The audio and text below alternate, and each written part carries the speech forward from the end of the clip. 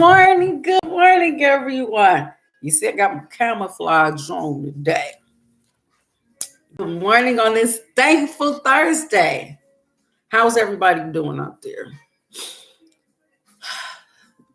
Just say thank you for being able to wake up this morning. Thank you. Being thankful. We're going to go in our book, Everything Happens for a Reason. Last Thursday, which was April the 27th, which was my brother's birthday, I sang happy birthday to him. We went over Welcome to the Cosmic Kindergarten. Okay, we went over Nature's Classroom, the kindergarten time of life. And one of the things that she pointed out was that for people who are willing to learn, life is ultimately a nurturing place, and this learning gives meaning to our lives. The universe. Now this week, we're going to go in a little more detail over the spiritual side of the cosmic kindergarten, the spiritual side. Are you ready for this? The spiritual side, yeah. I didn't put it around my head, I put it around my neck. Hey, it is very much helped me accept the idea that we live in a cosmic kindergarten.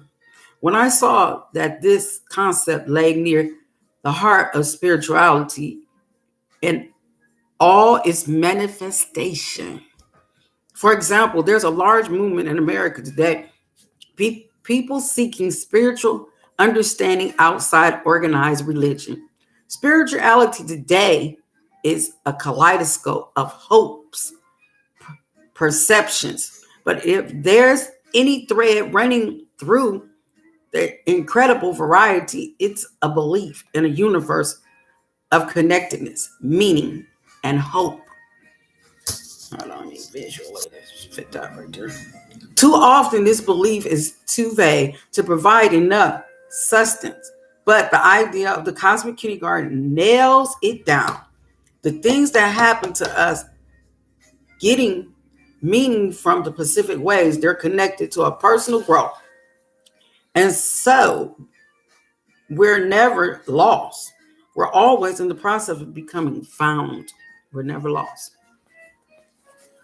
And although they don't call it that, cosmic kindergarten is an insight reached by most great religions of the world for all their differences. Hinduism, Jews, Baptists, Buddhists, Methodists, Muslim, Catholic, and Congregationalists all see the universe as designed to help you grow, to help you become more yourself and a better you. A better you, while at the same time getting more of what you need so your life works better. Christians today don't subscribe so much to the old-fashioned idea of providence.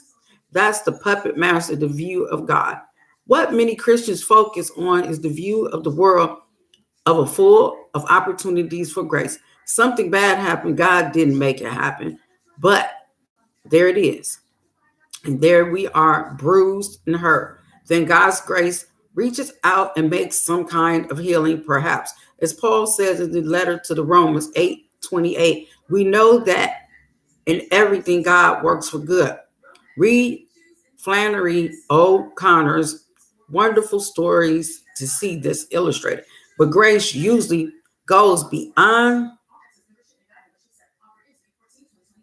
the fact that the pain eventually goes away. Grace, in the best of the circumstances, takes the form of lessons, of opportunities, and these are just the ones I've uncovered as the 10 reasons why things happen to us. There you are, hurting, and God reaches out and gives you a free gift of himself, a gift that helps you grow. What's more, it helps you grow towards becoming more authentically who you really are, your best self. Here's how Archbishop Canterbury Rowan Williams put it. The act of creation can be seen as quite simply this: the vocation of things to be themselves. And to talk to God as your creator means to recognize at each moment that it is his desire for you to be the person you are.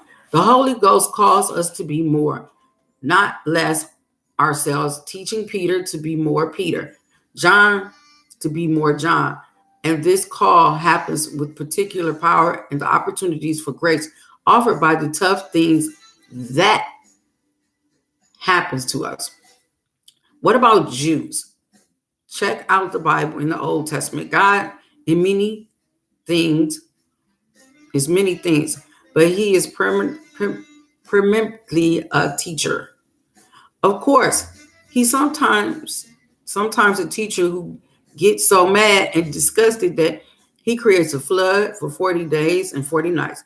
But we've all had teachers in school who got easily frazzled. It doesn't mean they didn't want the best for you. So, here, for example, God is in Isaiah 57, because of their wicked covetousness, I was angry. I struck them. I hid and was angry, but they kept turning back to their own ways. But I will heal them. Whether he's in an angry and merciful mood, everything God does is for the sake of teaching us the lessons we're needing to learn. When he talks about how he'll heal us, we're to understand, teach, and help us. In fact, the entire Old Testament is organized around the concept of God teaching us through the events in our lives. Not only is God trying to teach, but the Bible is a teaching tool. Rabbi is just the word for teacher. God is a teacher. In history, our story is the textbook. There is a set of traditions that has had a huge influence on the spirituality of America today. I'm talking, of course, about the religious tradition of India, especially Hinduism and Buddhism. For thousands of years, Hinduism has seen life as classroom. Instead of saying you're born, you live, you die, Hinduism says you're born, you learn, and you're reborn. Hinduism says you're born, you learn, and you're reborn. This is the idea of samsara. Everything you do, think, and feel creates consequences or karma. The soul learns from this and progresses and fails to learn and is held back, like a poor learner in school, until it learns. Of course, at the heart of Hindu tradition is a guru, the person who turns darkness, gu, into light, ru. The guru, in other words, is a teacher. Buddhism also emphasizes the lessons that are necessary for us as we encounter the events of this world. In fact, in Buddhism, learning is the key to what the soul needs to progress. All existence is bound by the 12-member chain of causality. And the first link in this chain is ignorance. Ignorance starts the chain that binds the soul to the cycle of rebirth and suffering. Only when ignorance is overcome through learning what the events in our lives have to teach us can we liberate ourselves from starting the cycle yet one more time and so finally achieve nirvana.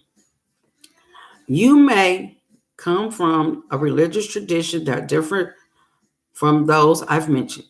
Think about how your tradition presents a view of life as a place of learning, meditated somehow through the hand of God. What about me?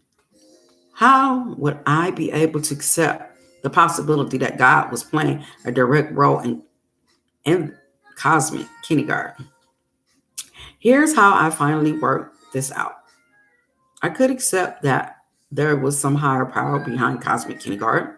If this were consistent with what I know about how nature works, the fact nature is knowable is a great gift to us. Ultimately, it's a gift of freedom. We're free to understand and act in this world to create new things and new possibilities. We're not utterly paralyzed the way we'd be by the unpredictability of the unknowable universe. Imagine if you dropped an apple and sometimes it fell down, sometimes up. You'll never be able to figure out how to make it a rocket ship. Nature is knowable because it operates via the rules of physics. You think these rules would exclude God's presence. Either God works with the rules and has no freedom, or God violates the rule of nature and ends our freedom, condemning us to live in an unpredictable world. So it would seem impossible to have both a world that's described by the laws of nature and also a world in which God is free to operate. But here's what physicists have explained to me. I appreciate their patience.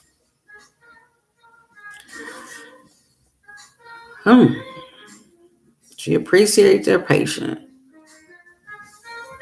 with someone as ignorant as of physics as I am. It turns out that God does have freedom to operate in his rule-bound universe. The laws of physics doesn't cover everything. The universe contains infinite opportunities for random outcomes. And it's here that God has created his own opportunity to extend his teaching and healing hand. Some of these opportunities for God's freedom exist at the subatomic level. Quantum theory has taught us that we can only know the probabilities of subatomic events. So, for example, we can never predict the exact position or direction of an electron any more than we can predict what you'll get on one roll of a dice. Only God can determine what actually happens given the probabilities. At the macro level, there are more opportunity for God's freedom. According to the Cho's theory, small initial change can have interminated outcomes in large, complex systems like the flight of a butterfly, a cyclone, or a supernova. Just the way showing up for that event you plan to skip can result in your getting a tip that leads to a new job. Here too, God has the freedom to extend his hand without breaking his own laws. Bottom line, we have a ruled, governed universe that is full of openings for God without his having to violate the very laws he created. The universe still makes sense.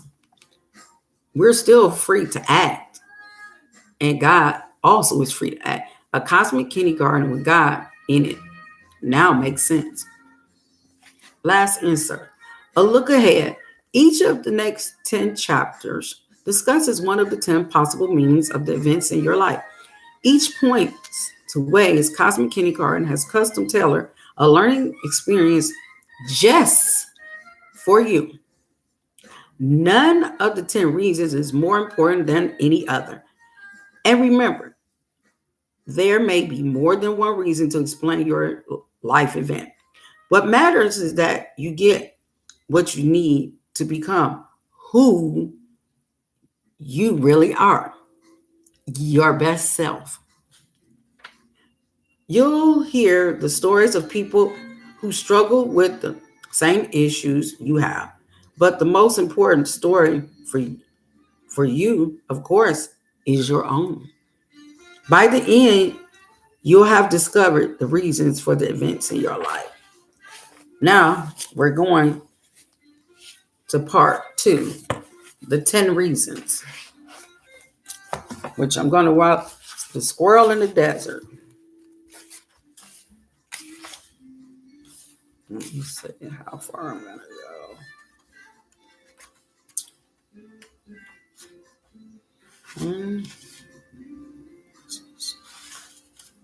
Okay. Squirrels in the desert. Reason 1, to help you feel at home in the world. Do you feel home at home in this world? Do you feel like you fit? Feeling at home in the world is like feeling at home where you live. Suppose you're just moved into a new place. It's nice, but it feels a little cold and alien. Then you fix it up. You bring in furniture that looks and feels right to you. You arrange your furniture in a way that suits your lifestyle. You add in some of your old stuff and notice immediately how much more familiar everything's look.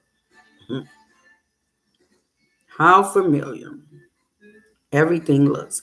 And then one day you feel at home there. That's what's feeling at home in the world is like. It's much more important. The problem is that you can't rearrange the world to suit your taste. All you can do is find a place in the world that feels like home to you. This includes friends, the work you do, the kind of community you live in, ways to express your beliefs and creativity when you find something like this. If you do, it feels wonderful.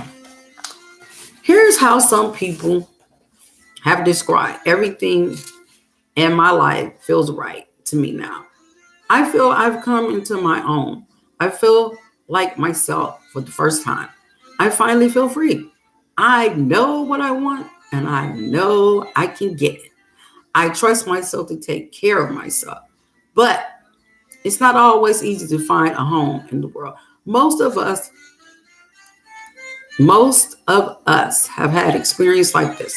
You're in a new relationship. The other person certainly looks good on paper, and he or she is definitely a nice, friendly person. You should be great together, but it doesn't feel right. You're just not at home with this person. That happens. It's the same when you don't feel at home in the world. Even if things look perfect, they're not perfect for you. Your life may look great, but you don't completely feel you belong there. This doesn't mean you feel like a weirdo. It doesn't mean that you don't feel at home in any way. It's just that you're one of those people who hasn't yet found a life that feels completely right. In one way or another, you don't feel as if you fit in. You may be good at hiding that feeling for everyone else, but it's hard to hide it from yourself. And when you don't feel at home in the world, you imagine that there's some different career that would be right for you. Change a career, change where you live at, be right for you. Some other place you would live that would be right for you. But you may not know what's missing and you may not know how to get it. No issue is both more important or more suitable than feeling at home in the world. It's like being able to breathe. None of us turns cartwheels because we wake up able to breathe. We don't even notice it most of the time. But you sure notice if you couldn't breathe. In the same way, some people only realize what it's like to feel at home in the world when they're lost, when they've lost it, when something happens to drag them out of what feels familiar and right to them. When we don't feel at home in the world, we need help. And Cosmic Kindergarten is designed to give us just the help we need. If only we pay attention. Often we need to bring us home in a tidal wave. For many of us, tidal wave has already happened.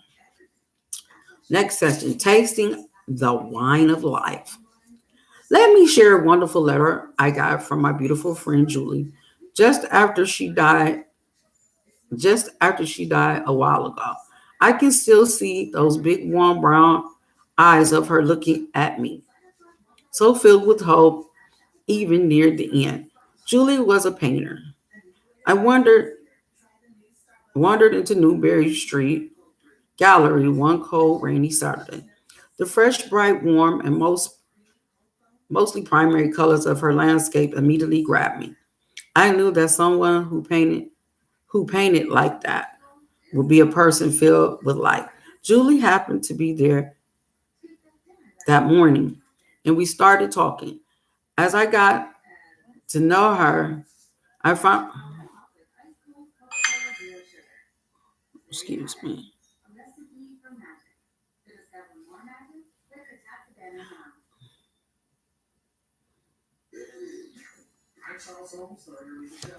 I'm gonna finish this section because I have some. The first, oh, I knew that some, I knew someone who painted like that would be a person filled with light. Julie happened to be there that morning, and we started talking. As I got to know her, I found that she was colorful and friendly as her painting. Sadly, Julie had chronic kidney condition. At a couple of years later, she developed end-stage kidney failure and died. You might wonder if it's possible to see that everything happens for a reason, no matter what. For example, a person say everything happens for a reason. The reason I'm dying is that's what Julie's letter shows. An experience everyone who has time to get used to it finds a way to make sense of their own dying. And if you find meaning in your own death, you can find meaning in anything. I'm going to finish this section. I'm going to read her letter next Thursday, on Thankful Thursday. Everything happens for a reason. Remember to smile today. Have a blessing. Peace.